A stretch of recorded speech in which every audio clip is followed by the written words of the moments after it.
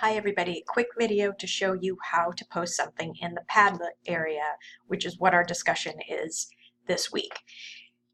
Don't get confused because it's not going to show up in this discussion area over here. It's going to show up under assignments. Because we're using the Padlet area, that's where you're typing your information. So it's not going to show up under discussions, it's under assignments.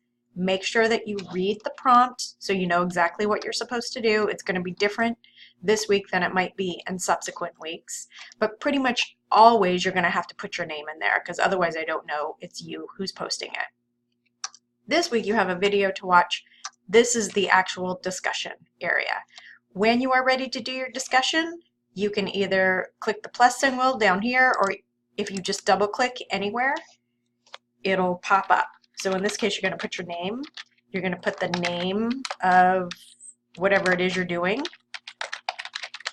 This week I'm asking that you link material. That's what this little chain link is. So you're going to go to wherever your material is. You're going to grab a URL, copy it, come back to the discussion, click on the link, post your URL, hit save,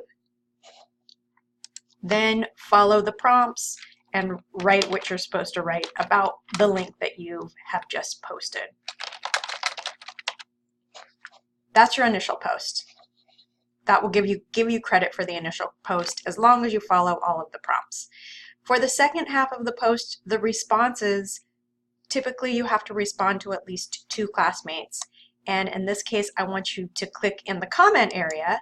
Again, you have to give me your name, otherwise you won't get credit for it. And then follow the prompts to comment on this post. It's a little bit different. It's fun because now you can see some of the things that your classmates have posted. You'll be able to click on the link and it will open up. And so instead of trying to load screenshots or photos, this is an easy way that we can see things that you have found on the web. And we're going to be using this quite a bit in the next couple of weeks. Please let me know if you have questions. Thanks.